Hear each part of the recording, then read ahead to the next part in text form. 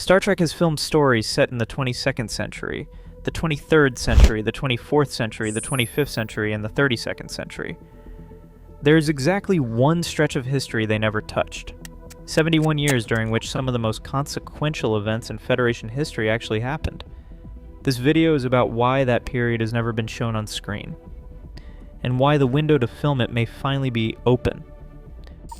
From 2293 to 2364, Star Trek leaves a 71-year expanse unfilmed, a stretch where the Federation's greatest transformations occur entirely off-screen. The timeline is precise. The final scene of Star Trek VI, The Undiscovered Country, closes the curtain on Kirk's era in 2293. The very next time the franchise sets foot in its own future, it is the year 2364, and the Enterprise D is launching under Captain Picard. Between those 2 points, the Star Trek canon is silent. No regular episode or film, not a single hour of television dramatized what happened in those decades. This absence is not an oversight in the chronology. It is a deliberate gap, bracketed on one side by the retirement of the original crew, and on the other by the dawn of the next generation. Yet within these unfilmed years, the franchise's most consequential events are set. The Treaty of Algeron, the Tomed Incident, the Romulan withdrawal, the Khitomer Massacre, and the sacrifice of the Enterprise C at Narendra. 3 all are referenced as established history, shaping the political and emotional landscape of every series that follows. The official Star Trek chronology, as compiled by Michael and Denise Okuda, confirms the boundaries of this era. The chart begins with 2293, the year of Kirk's retirement and the launch of the Enterprise B. It ends with 2364, the star date of Encounter at Farpoint.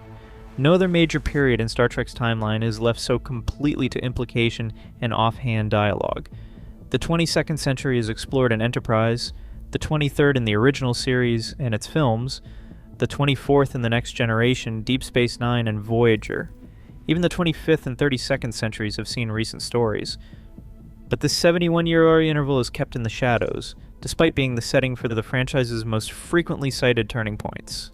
The paradox is unavoidable. Star Trek's writers return to these years again and again for context, treating the Lost Era as the foundation for the galaxy's alliances, rivalries, and character motivations. Picard's command decisions, Worf's family tragedy, the legal status of cloaking technology, and the balance of power between the Federation, Klingons, and Romulans all trace back to events in this period. Yet the audience never sees these stories unfold. The Lost Era is invoked as settled fact, not as living drama. Chronology. Charts from Memory Alpha and the Star Trek Encyclopedia map the era in detail, listing the Tomed Incident in 2311, the Cardassian occupation of Bajor in 2319, the destruction of the Enterprise C in 2344, and the Khitomer Massacre in 2346. Each event is anchored by on-screen dialogue, computer readouts, or official reference works. Still, the era's defining moments remain unexplored, their impact felt only through the consequences carried by later generations.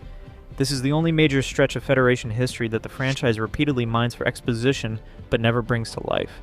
Every other century is dramatized, every other pivotal event is shown or at least depicted in flashback.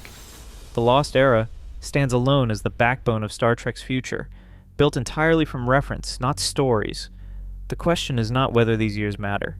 The evidence is overwhelming that they do. The real question is why this era, so rich in narrative potential and so essential to the world of the next generation, has been left untouched for so long.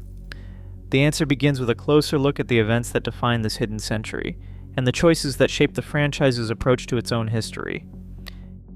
In 2311, the Federation and the Romulan Star Empire clashed in the Tomed Incident, a confrontation whose classified details remain hidden, but whose aftermath is written into the very structure of Starfleet's future.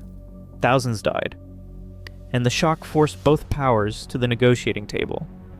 The result was the Treaty of Algeron, signed in 2311. It was a document that would quietly dictate the next half-century of interstellar politics. The treaty's first clause is absolute. The United Federation of Planets is forbidden from developing or deploying cloaking technology. There are no exceptions, no expiration dates, no loopholes. Every Starfleet vessel, every research project, every covert mission is bound by this ban. The Next Generation episodes. The Pegasus and the Battle reference this clause as the reason Starfleet must operate in the open, even as Romulan and Klingon ships slip from sensors at will. The ban is not a technical limitation, but a legal one, enforced by the threat of renewed war. It is a standing order, not a suggestion, and its presence shapes every tactical decision Starfleet makes. The treaty's second clause reaffirms the Romulan neutral zone, a border first drawn after the Earth-Romulan War. Now, the treaty language makes clear that any unauthorized crossing is an act of war. The neutral zone becomes less a buffer and more a tripwire. In the Next Generation episode, The Neutral Zone, and in Deep Space Nine's The Way of the Warrior, officials on both sides invoke Algeron's terms as the only thing preventing open conflict.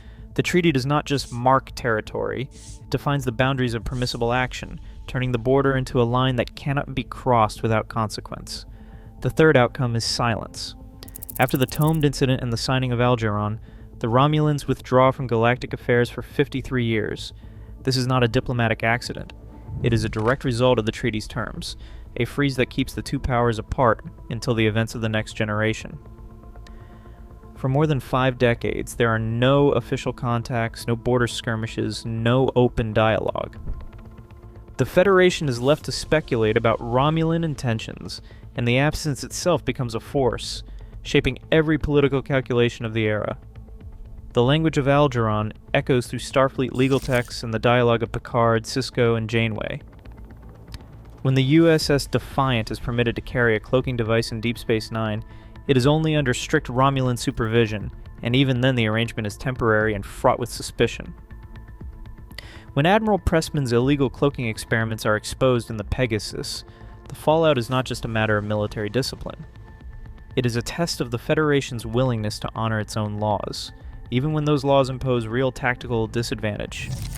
Captain John Harriman, remembered as the commander of the Enterprise B during the Lakul rescue in 2293, stands as a human face to this era's legal and political dilemmas. While no canonical episode places Harriman at the Tomed negotiations, his years as a Starfleet captain during the treaty's implementation position him at the intersection of new constraints and old expectations. Deleted scenes from Star Trek Generations show Harriman navigating the legacy of Kirk and the burden of command in a time when Starfleet's rules are being rewritten. His story, largely untold, mirrors the franchise's own reluctance to dramatize this period. Harriman embodies a Starfleet forced to adapt, to accept limits, and to operate under the constant threat that a single misstep could reignite war with the Romulans. The Treaty of Algeron is not a footnote. It is the legal foundation for every major conflict and crisis in the Next Generation era. The ban on cloaking technology is not just a plot device, it is a standing order with real consequences. The 53-year silence is not an empty gap, but a deliberate quiet that shapes the psychology of both the Federation and the Romulan Star Empire. Each clause, each unspoken threat, becomes a constraint that defines the boundaries of what Star Trek can show, and what remains hidden. In 2344, the Federation flagship Enterprise C answered a distress call from the Klingon outpost at Narendra III. The outpost, positioned on the far edge of Klingon space, was under a surprise attack by Romulan forces. Captain Rachel Garrett, the first woman to command a Starfleet flagship, made the decision to intervene. Her ship was outgunned and outnumbered, but the call for help was clear. The decision to defend the Klingon colony was not a tactical requirement, it was a choice. One that it would cost her crew dearly, but would change the course of interstellar politics for generations.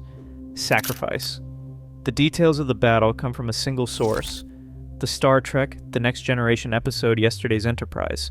On screen, the Enterprise C emerges from a temporal rift, battered and burning, with survivors struggling to make sense of their situation.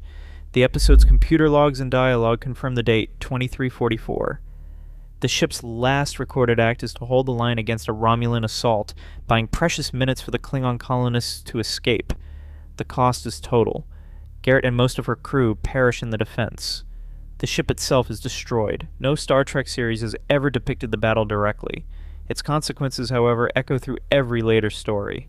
Emerges. The Klingon High Council, learning of the Enterprise C's sacrifice, reconsiders its suspicions about the Federation. For decades, relations have been tense, marked by border skirmishes and diplomatic friction. The willingness of Starfleet officers to die defending a Klingon world is seen as proof of honor, a concept central to Klingon identity. The alliance that defines the Next Generation era, with its joint operations and shared security agreements, begins here. The Federation's credibility and the fragile peace that follows are built on the ashes of Narendra III. Alliance Captain Garrett emerges from the historical record as a figure of rare moral clarity. Her leadership is not defined by victory, but by the willingness to risk everything for an ally. The franchise returns to her legacy in Star Trek Picard Season 3, where a statue of Garrett stands in the Federation's Hall of Heroes. The memorial is not a flourish. It is a canon acknowledgement that the choices made at Narendra III shaped the world Picard and his contemporaries inherit. The Klingon alliance, so often treated as a settled fact, is rooted in a single act of solidarity, an act witnessed only in dialogue, computer logs, and the stories told by those who survived. Garrett.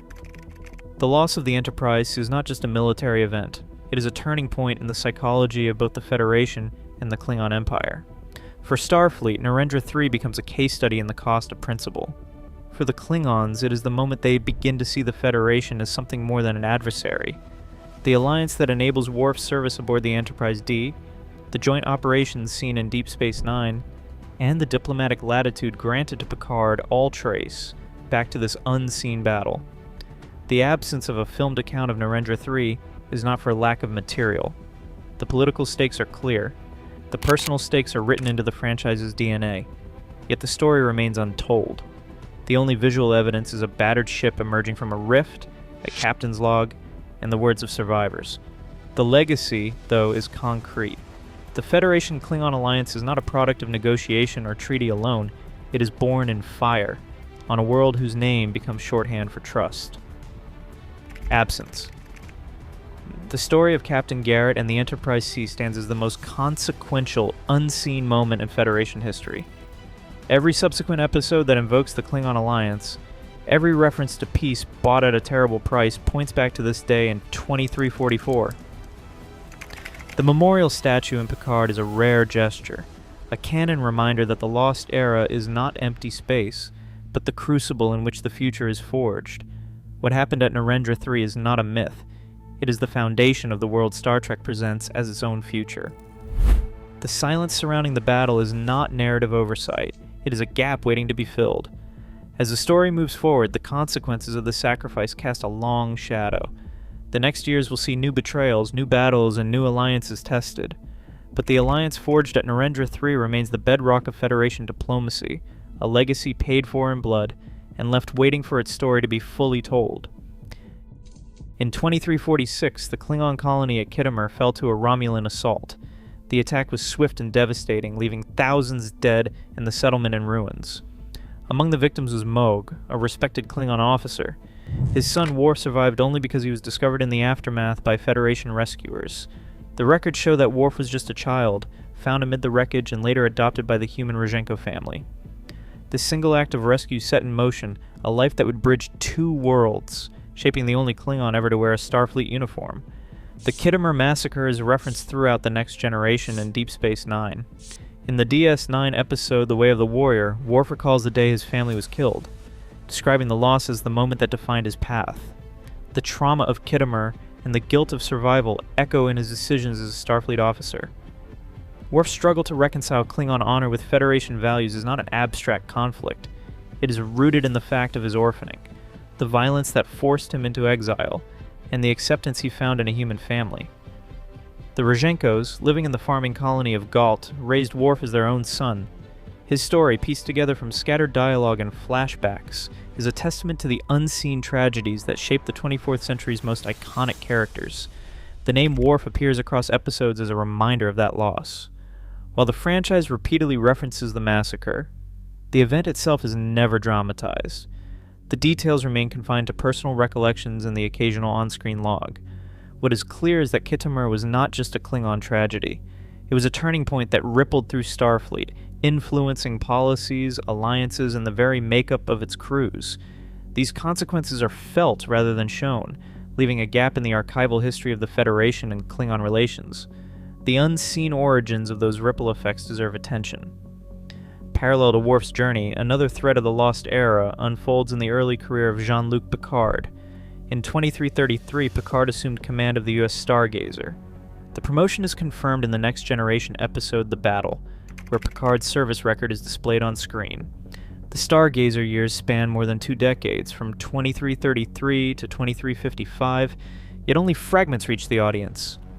A brief flashback to the Battle of Maxia, a mention of lost crewmates, and the weight of command that would define Picard's leadership style. The Stargazer missions are never shown in full. The loss of the Stargazer, the court-martial that followed, and the lessons learned in Crisis all shape the captain who will later command the Enterprise D. The absence of these stories leaves a gap not only in Star Trek's timeline, but in the understanding of its most influential figure. The Lost Era contains the formative experiences that turned Picard from a promising officer into the leader trusted with the Federation's flagship. In 2319, the Cardassian occupation of Bajor began. Deep Space Nine establishes the date through Major Kira's testimony and on-screen text. The occupation lasted for decades, resulting in the displacement of millions and the near destruction of Bajoran culture. The origins of this occupation, the political failures that allowed it, and the early years of resistance are never depicted in any episode. Instead, the occupation is treated as a settled fact, a backdrop for the events of Deep Space Nine and the moral dilemmas faced by its characters. The occupation's beginning marks another unseen tragedy. Federation policy, Cardassian expansion, and Bajoran suffering intersect in this moment, yet the reasons for Starfleet's inaction and the details of the initial invasion remain off-camera. The consequences, however, are visible in every episode that follows. Kira's bitterness, Sisko's assignment to Bajor, and the fragile hope for Federation membership. The occupation is not just a setting. It is the crucible in which Bajoran identity and Federation ideals collide.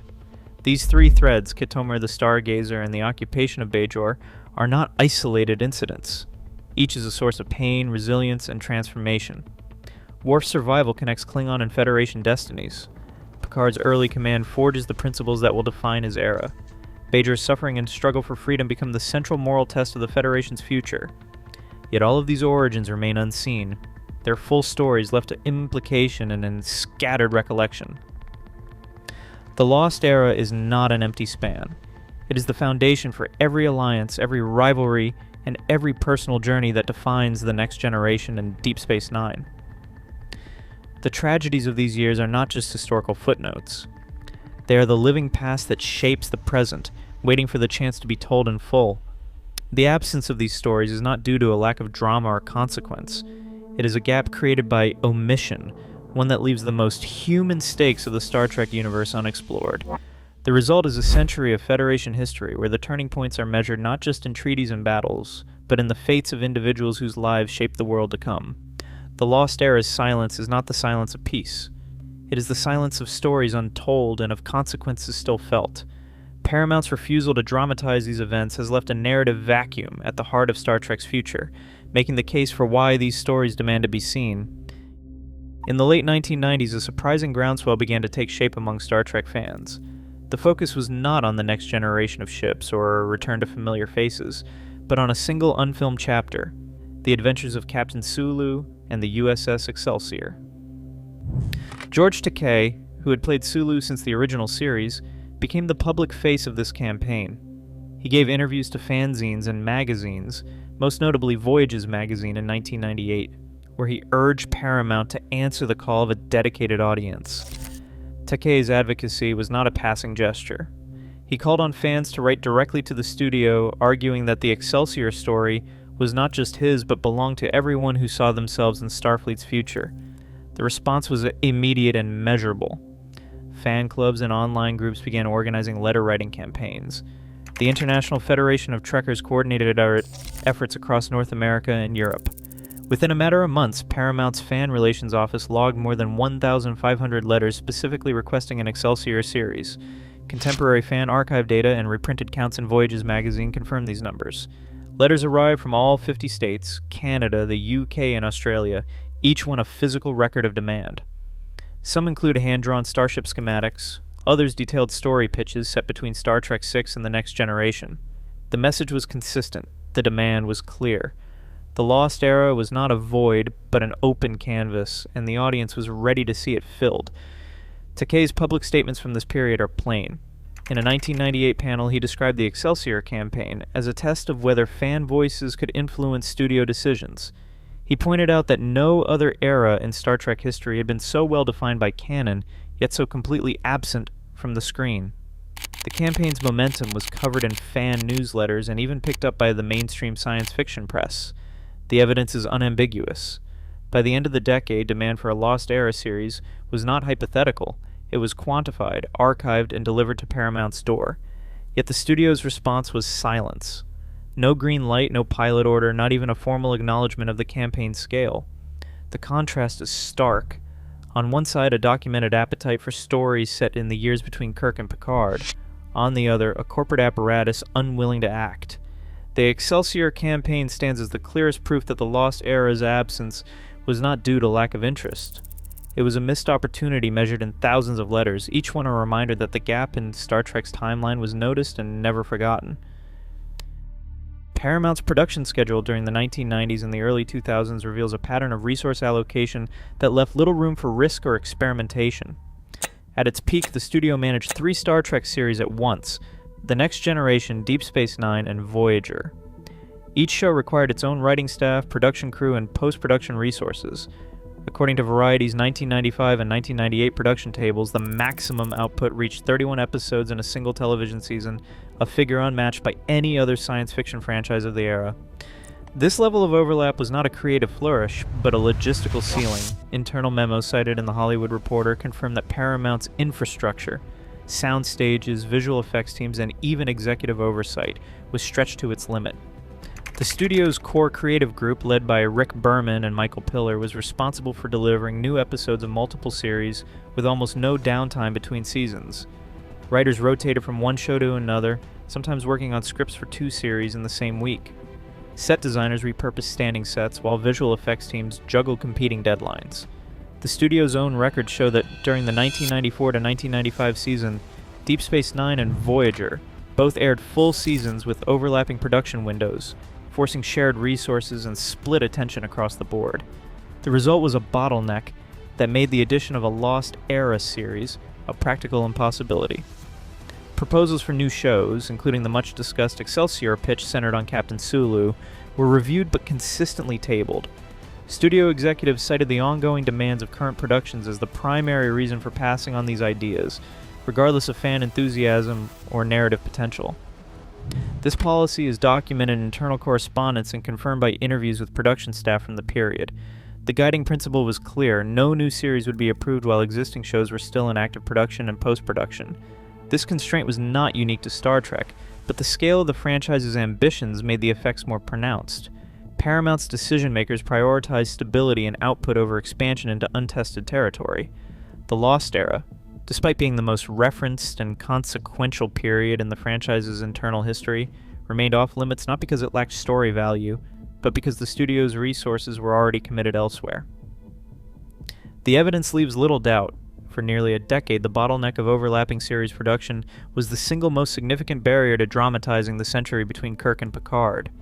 With the conclusion of Voyager in 2001 and the eventual end of Enterprise in 2005, the production landscape changed. The bottleneck eased, but the window for a Lost Era series had already begun to close.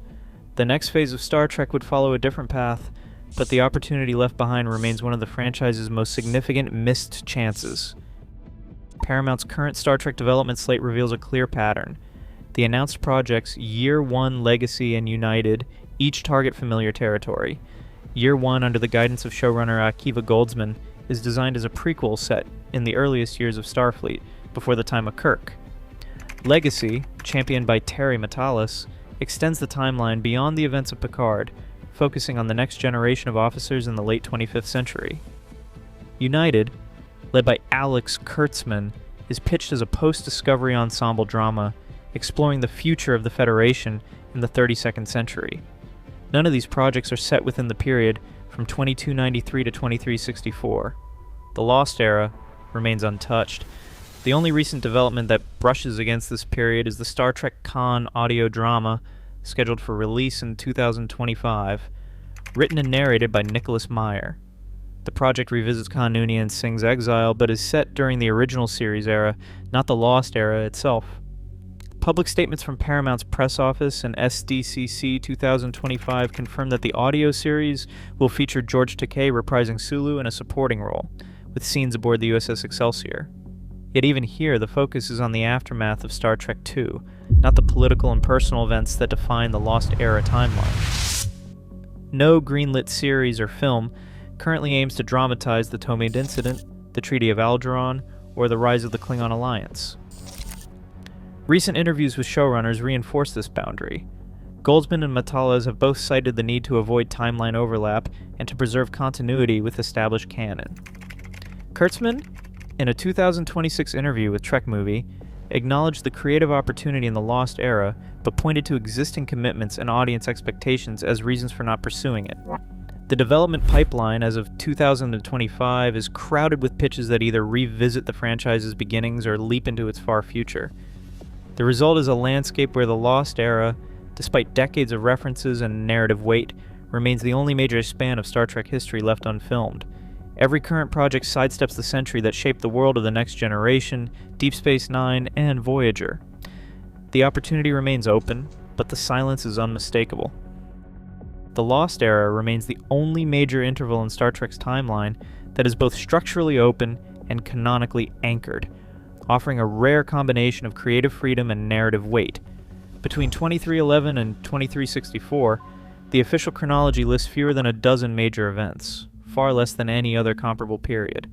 This scarcity is not a weakness, it is a strategic asset. The space between the Tomid Incident and the launch of the Enterprise D is lightly populated by canon, allowing new stories to unfold without the burden of tight continuity or the risk of contradiction. Each reference in The Next Generation, Deep Space Nine, and Voyager points to seismic changes, alliances forged, tragedies endured, and policies defined, yet leaves the details untouched. Audience trend data and streaming performance for prestige science fiction show a clear appetite for serialized, character-driven drama set against evolving political backdrops. Series like Andor and The Expanse have thrived in similar narrative territory. Star Trek's Lost Era offers a unique opportunity to apply this model within a world already familiar to millions, but still open for first exploration. The risk of franchise fatigue is minimal. The setting is both fresh and foundational, with every major character in the later series shaped by the consequences of these unseen years. The value of dramatizing this era is not theoretical, it is measurable in decades of fan campaigns, in the density of references across multiple series, and in the persistent absence of contradiction within the official timeline. The window to claim this territory is closing. As Paramount's current projects move further into the future and deeper into prequels, the chance to define the Lost Era on screen, rather than relegating it to footnotes, may never come again. For a franchise built on the promise of exploring new worlds, there is no more urgent or valuable frontier. This missing generation is not a gap, it is the bedrock of Star Trek's modern canon. Every treaty, every conflict, every character arc in the Next Generation era rests on events the franchise has never shown. As Paramount expands the universe, the Lost Era stands as the most unmined, consequential territory left, one that grows more vital as nostalgia drives new content. The future of Star Trek's relevance may depend on finally confronting its unfilmed century. Share your thoughts below.